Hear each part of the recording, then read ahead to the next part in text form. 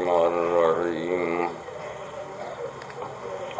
ومن نعمره ننكسه في الخلق أفلا يعقلون وما علمناه الشعر وما ينبغي له إن هو إلا ذكر وقرآن مبين لينذر من كان حيا ويحق القول على الكافرين أولم يروا أنا خلقنا لهم مما عملت أيدينا أنعاما فهم لها مالكون وَظَلَّلْنَاهَا لَهُمْ فَمِنْهَا رُكُوبُهُمْ وَمِنْهَا يَأْكُلُونَ صدق اللہ مولانا العظیم وصدق رسولہ النبی الکریم وَأَنَا عَلَى ذَلِكَ مِنَ الشَّاهِدِينَ وَالشَّاكِرِينَ وَالْحَمْدُ لِلَّهِ رَبِّ الْعَالَمِينَ۔ یہ چند آیات جنہ دی میں تلاوت کیتی ہے سورہ یاسین دی آیتاں۔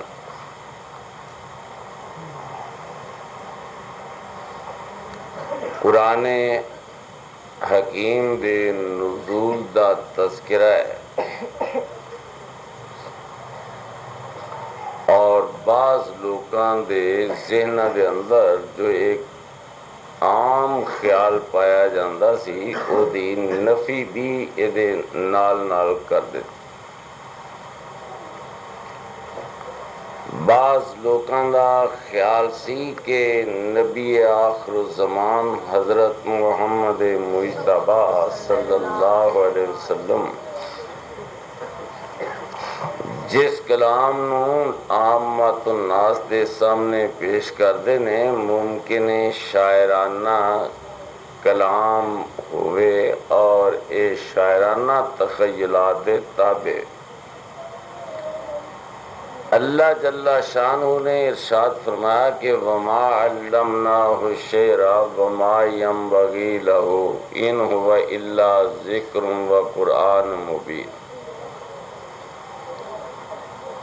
چونکہ منصب نبوت دے شایان شان ہی نہیں کہ ایک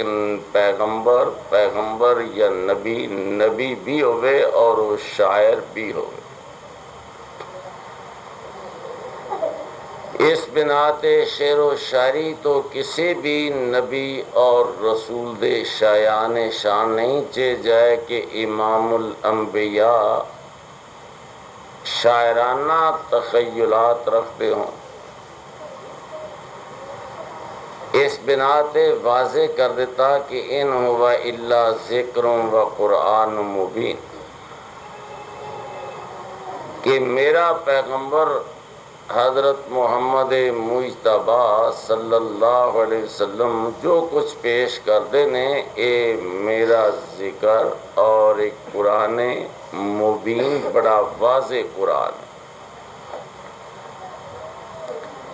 اس تو پہلے بھی ایک مجلس میں اس بات کی وضاحت کر چکا کہ قرآن کریم جنہ ساعات اور جنہ لمحات دے اندر قرآن کریم نے دا نزول رونما ہویا ہے وہ اللہ دے نزدیک بڑی عظیم ساعات اور بڑے عظیم ترین اوقات۔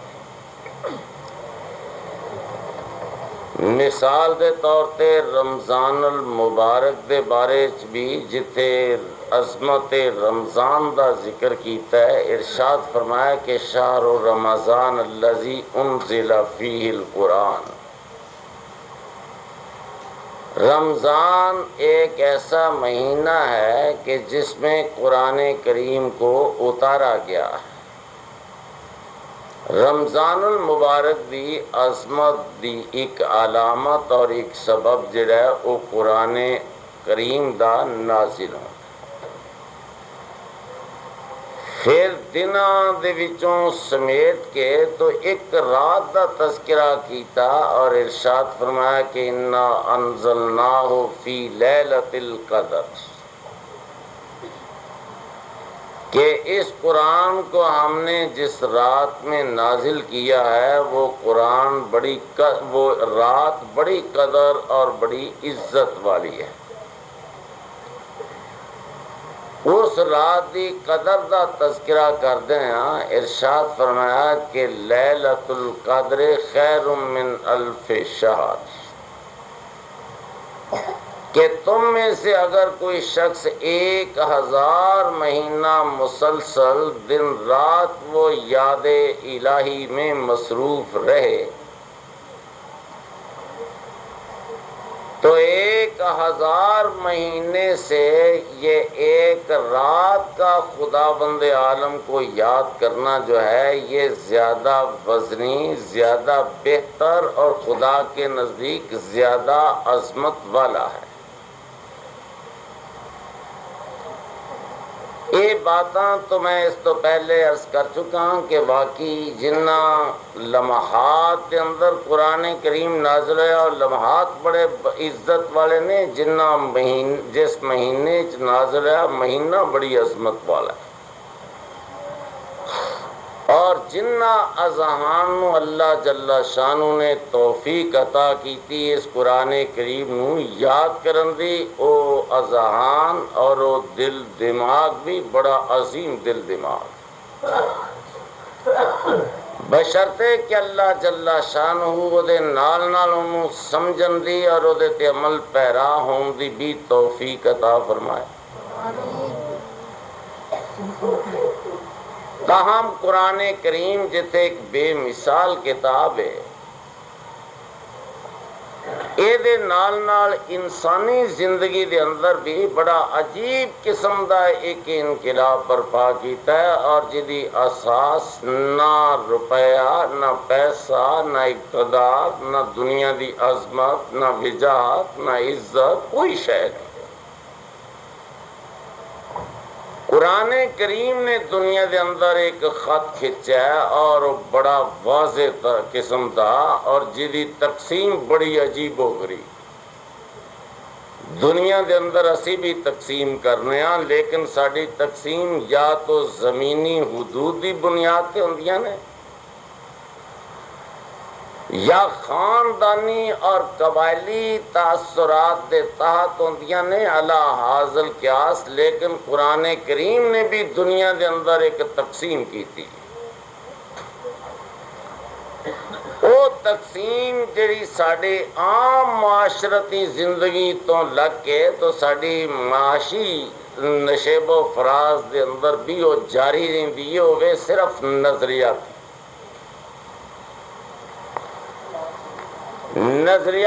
طور پہ جہان اچ بہت کم لوگ نے جو تقسیم دے قائل نے کہ نظریہ دا وجود نہیں ہوتا، صرف ایک فکر ہے جو تسی اپنے دل دماغ دے اندر جنوں جاگزین اور راسخ کر دے، اور وہ نظریہ سب تو پہلا اساسی نظریہ ہے خدا بند عالم دی وحدت دا، کہ خدا ایک ہے۔ بڑی بڑی عظیم ترین سلطنتاں اس نظریے تے وجود چاہیے نے، بڑی بڑی عظیم ترین سلطنتاں جنہ دے اندر تمام تر عدالتی نظام بھی ایسے ہی نظریے دے تابع چلتا سی۔ مثلا ذوالقرنین تواڈی تاریخ دے اندر، خاص طور تے تاریخ اسلامی دے اندر ایک انتہائی بلند پایا اور قابل ذکر شخصیت۔ قرآن کریم نے بھی ذکر کیتا ہے کہ وَيَسْأَلُونَكَ عَنْ ذِي الْقَرْنَيْنِ، میرے پیغمبر محمد مجتبیٰ صلی اللہ علیہ وسلم یہ لوگ ذوالقرنین کے بارے میں سوال کرتے ہیں۔ ان سے کہہ دیں کہ انا مکننا لہو فی الارض وآتیناہ من کل شیء سببا، ہم نے جہاں اسے زمین میں اقتدار سے نوازا تھا وہاں اس کو ہم نے دنیا میں ہر ممکن وسائل اور اسباب جو ہیں یہ سبھی مہیا کیے تھے۔ بڑے وسیع ترین وسائل دا مالک اور بڑی وسیع ترین سلطنت دا مالک، جدا جغرافیائی حدود اربع قرآن کریم نے پیش کیتا ہے کہ فَأَتْبَعَ سَبَبًا حَتَّى إِذَا بَلَغَ مَغْرِبَ الشَّمْسِ، یہ شخص وہاں تک پہنچا تھا جہاں سورج غروب ہوتا ہے، ثم اتبع سببا حتی اذا بلغ مطلع الشمس، پھر یہ چلا تو وہاں تک پہنچا جہاں سے سورج طلوع ہوتا ہے۔ گویا کہ واحد شخص جس آدمی دی سلطنت دی وسعت قرآن کریم نے بڑے اختصار نال بڑی جامع قسم دی روشنی پائی ہے اور جدی ملکی حدود دا تذکرہ کیتا ذوالقرنین،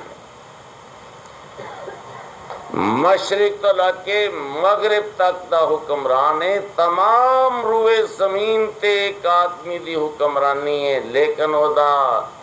نظام عدل او دا بنیادی او دی بنیاد کی اللہ جل شانہ فرماندے نے کہ ثم اتبع سببا حتی اذا بلغ مغرب الشمس ووجد عندها قوما قلنا یا ذا القرنین اما ان تعذبهم واما ان تتخذ فیہم حسنا، اے میرے پیغمبر محمد مجتبی صلی اللہ علیہ وسلم، یہ وہاں پہنچا جہاں سورج غروب ہوتا ہے تو اس نے وہاں ایک قوم کو آباد پایا۔ ہم نے ذوالقرنین سے کہا کہ اما ان تعذبهم و اما ان تتخذ فیہم حسنا، تیرا دل چاہے تو ان لوگوں کے مشکلات و مصائب میں اضافہ کرنا، اگر تیرا دل چاہے تو ان میں اچھائی اور ان سے نیکی اور رواداری کو رواج دینا۔ تو اس آدمی نے جواب دیتا کہ من ظلم فسوف نعذبہ ثم يرد الى ربہ فیعذبہ عذابا نکرا، میرے اللہ میں دنیا میں اپنی ذات کے لیے کسی آدمی کو سزا و جزا سے ہمکنار نہیں کروں گا، فقط ایک طریقہ ہے، من ظلم، جو شخص جس کسی نے ظلم کیا، اور ایتھے ظلم بمعنی شرک، من اشرک بک شیئا، جس نے تیری ذات کے ساتھ کسی چیز کو شریک کیا، سنعذبہ، ہم اسے عذاب دیں گے، سزا دیں گے، پھر وہ تیری بارگاہ میں آئے گا، جیسے اللہ تو چاہے گا ویسا سلوک کرنا۔ بہر کیف میرے نزدیک وہ شخص جو خدا کی وحدت کا منکر ہے یا خدا کی وحدت کا اعتراف نہیں کرتا، میرے نزدیک اس کے لیے سزا کے علاوہ اور کچھ نہیں۔ تو میرا مقصد گزارش کرنا ہے کہ ایک آدمی دا تمام تر نظام صرف رضائے خدا بندی دی خاطر، تو ظاہر بات ہے کہ جتھے جا کے ایک خط ایسا کھچا جائے کہ جرا صحاب اقتدار نو بھی کچھ حدود فراہم کردہ ہوئے کہ اس تو اگے نہیں جا سکتے، جتھے حکمران بھی پابند رہے، وہ صرف خدا بند عالم دی وحدت ہے کہ خدا کائنات میں ایک ہے، اور خدا بند عالم دی اکائی اور دی وحدت تے ایمان لیونا، یقین کرنا، اے ایک گدا گر تو لگے تو بادشاہ تک بھی یہ دا پابند ہے، جب تک وہ یہ دا اعتراف نہیں کرے گا اس وقت تک لاش ہے۔ تو میں عرض کر رہا سا کہ قرآن کریم ایک واحد کتاب ہے کہ جس اگر کچھ تھوڑا بہت افتراق یعنی ایک دوسرے دے اندر پہچان دی کچھ ایسی علامات کا تذکرہ کیتا ہے تو بڑی عجیب قسم دی. مثلا قل ان کان آباؤکم و ابناؤکم و اخوانکم و ازواجکم و عشیرتکم و اموال اقترفتموها و تجارت تخشون کسادها و مساکن ترضونها احب الیکم من اللہ و رسولہ. او لوگو اگر تمہارے باپ، اگر تمہاری اولادیں، اگر تمہارے عزیز و اقربا، اگر تمہارے مال و دولت، اگر تمہارے گھر، اگر تمہارا کاروبار یہ اللہ اور اس کے رسول سے تمہیں زیادہ محبت والا ہے تو فَتَرَبَّصُوا حَتَّىٰ يَأْتِيَ اللَّهُ بِأَمْرِهِ، پھر تم انتظار کرو کہ اللہ پھر اپنا فیصلہ تمہارے حق میں صادر کر. تو ایتھے تقسیم کیتی ہے کہ درمیان ماں باپ اور اولاد دے درمیان، خاندان اور او دے ایک فرد دے درمیان. اللہ حاضل کیا جتھے پرا تو جدا ہے، باپ بیٹے تو جدا ہے، بیٹا باپ تو جدا ہے، ماں بیٹی تو جدا ہے. ہر ایک دی نظریاتی حدود ایک گھر دے اندر ایک ایسی نظریاتی حد ہے کہ جڑی مٹ نہیں سکتی، اور یہ صرف فکری ایک حد ہے، فکری جدے اندر بظاہر کوئی تو چیز نظر نہیں آئے گی ماں سوائے فکر. ایک آدمی جس وقت اپنے ذوق یقین اس مقام تے او بھئی مضبوط کر لیندا ہے کہ لا الہ الا اللہ، کائنات میں اگر کوئی الہ ہے، اگر کوئی الہ ہے تو وہ صرف اللہ ہے، خدا کی ذات کے علاوہ کوئی الہ نہیں. اور ہر وہ شخص جڑا اس نظریے نو تسلیم نہیں کرتا او اللہ اور او دے رسول دے باغی تے سرکش لوکاں شمار ہوئے. تو میرے عزیزو، ایک قرآن کریم ایک ایسی کتاب ہے جس کتاب نے صرف سانو نظریات دی حد تک ایک مضبوط قسم دے حد بندی عطا کیتی ہے کہ اس تو اگے کوئی مسلمان جڑا ہے انہوں کراس نہیں کر سکتا. کسے مسلمان نوں کسے حالت دے اندر بھی حق نہیں پہنچتا کہ وہ خدا نال شرک کرے. اسی طرح ساڈے اسباب معیشت نے، اسی او دے پابنداں حلال حرام دی تمیز کرن دے، بلکہ اس حد تک پابنداں کہ فرض کرو ایک آدمی عام طور تے اسی جد ذبح کرنے ہاں تو کیڑا کلمہ نے جد ذبح کرنے ہاں کسے جانور نوں تو زبان تو کی آنے بسم اللہ اللہ اکبر. اگر ایک آدمی یہ جاندا ہے کہ تکبیر ذبح کرنے واسطے تکبیر دے الفاظ اے نے او دانستہ انہوں جان بوجھ کے چھڑ دیندا ہے تے پھر پڑھدا ہے بسم اللہ الرحمن الرحیم، تو پھر وہ جانور دی گردن تے چھری چلا دیندا ہے. ہن کی خیال ہے؟ تو آخر دے اندر فرق کی واقع ہویا، اوتھے بسم اللہ اللہ اکبر سی، ایتھے بسم اللہ الرحمن الرحیم. چونکہ اسی ایک نظریاتی حد دے پابنداں، امام المرسلین صلی اللہ علیہ وسلم نے جس بات دی تعلیم دیتی جدے تے عمل پیرا رہے تاہین حیات عمل پیرا رہے نے، وہ صرف الفاظ اللہ بسم اللہ اللہ اکبر.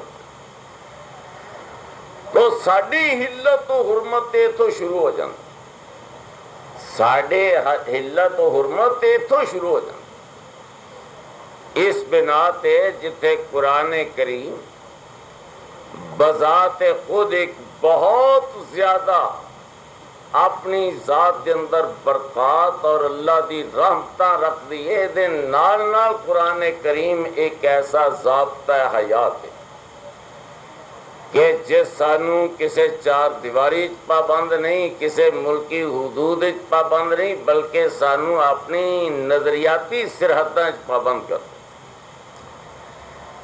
نظریاتی طور پہ وہ شخص جو اللہ دی وحدت اور نبی آخر الزمان حضرت محمد مجتبی صلی اللہ علیہ وسلم دی رسالت کا اعتراف کرتا ہے، جس طرح کہ امام نسائی نے اپنی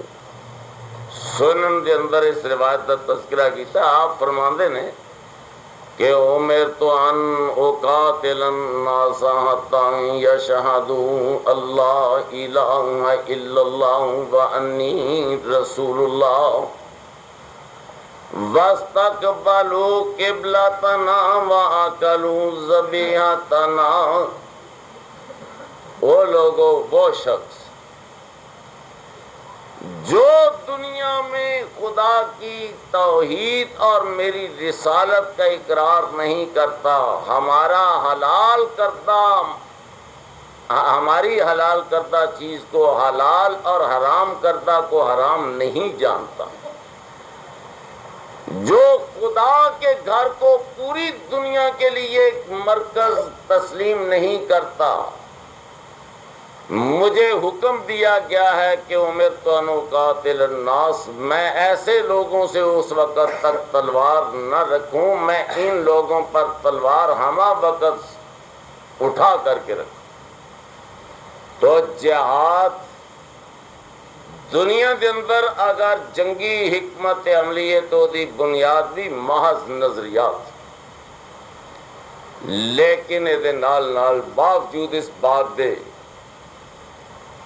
کہ قرآن کریم جیسی کوئی کتاب دنیا کے اندر نہیں اور نبی آخر الزمان حضرت محمد مجتبی جیسا کوئی رسول دنیا نہیں،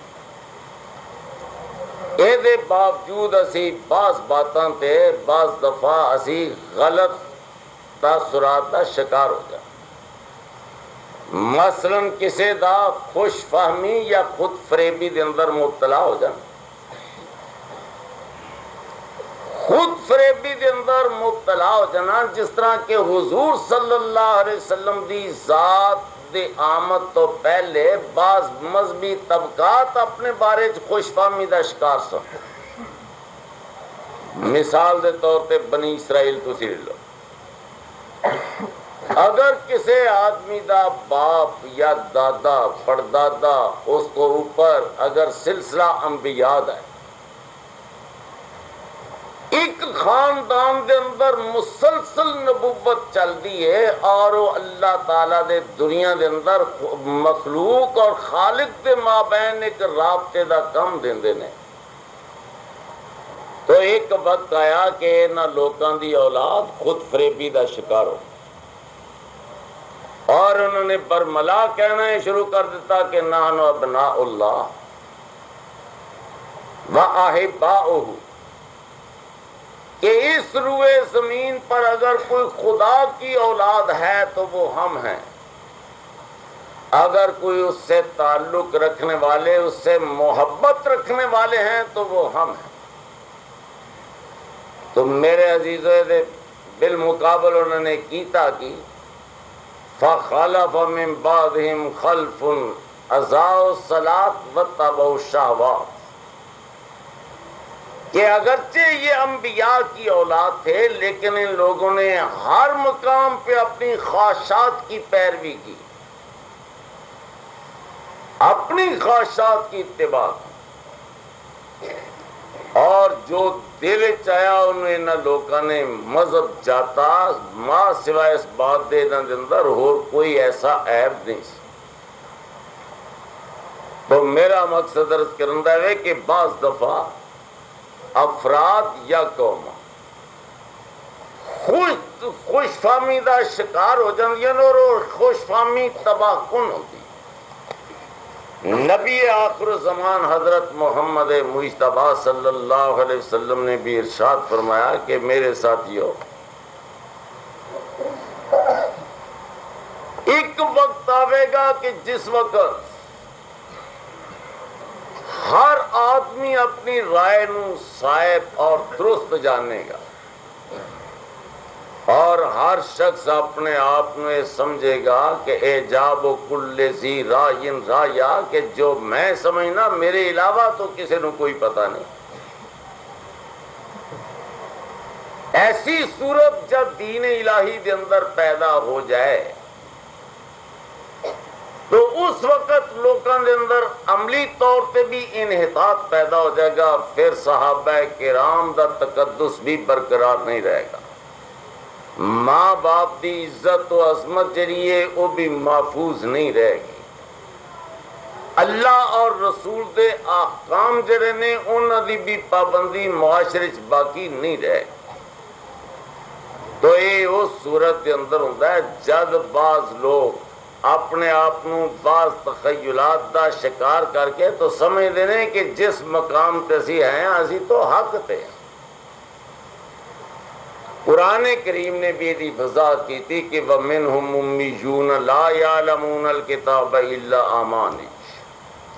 دو ہی طبقے ہوندے نے، ایک عام لوگاں دا، ایک علماء دا۔ عام لوگاں دے بارے اللہ جل شانہ فرمانے نے کہ وَمِنْهُمْ أُمِّيُّونَ لَا يَعْلَمُونَ الْكِتَابَ إِلَّا أَمَانِيَّ وَإِنْهُمْ إِلَّا يَظُنُّونَ۔ عام لوگوں میں اکثریت جاہل لوگوں کی ہے جو مذہب کو نہیں جانتے، اپنی خواہشات کو جانتے ہیں، اور جب یہ غور و فکر کرتے ہیں تو اپنی خواہشات ہی کو یہ مذہب تصور کرتے ہیں۔ ساڑی بھی کیفیت کوئی قریب ایویں دی ہے جتھے ساڈا اپنا مطلب ہوئے ہوتے سانو قرآن اور سنت یاد آ جائے۔ علماء کرام دی کیفیت ایسی کہ فویل للذین یکتبون الکتاب بایدیہم ثم یقولون ھذا من عند اللہ۔ علماء اپنی مرضی سے کچھ احکام لکھتے تھے، پھر لوگوں سے کہتے تھے یہ اللہ کی رضا اور خدا کی مشیت کا تقاضا ہے۔ تو ساڑھے ملت اسلامیہ بلا شبہ دنیا کے اندر ایک عظیم ترین امت ہے، اس واسطے کہ اللہ جل شانہ فرمانے نے کہ کنتم خیر امت اخرجت للناس۔ میں نے روئے زمین پر نبی آخر الزمان کے بعد اپنی مخلوق کی رہنمائی کے لیے جس امت کو میں نے برپا کیا ہے وہ امت محمد صلی اللہ علیہ وسلم۔ تو خیر الامم، بہترین امت امت مصطفیٰ ہے صلی اللہ علیہ وسلم۔ اس بات کے اندر کوئی شک نہیں کہ وما ارسلناک الا رحمۃ للعالمین۔ حضرت محمد مجتبیٰ صلی اللہ علیہ وسلم مجسم رحمت نے کائنات ہے۔ اس بات کے اندر کوئی شک نہیں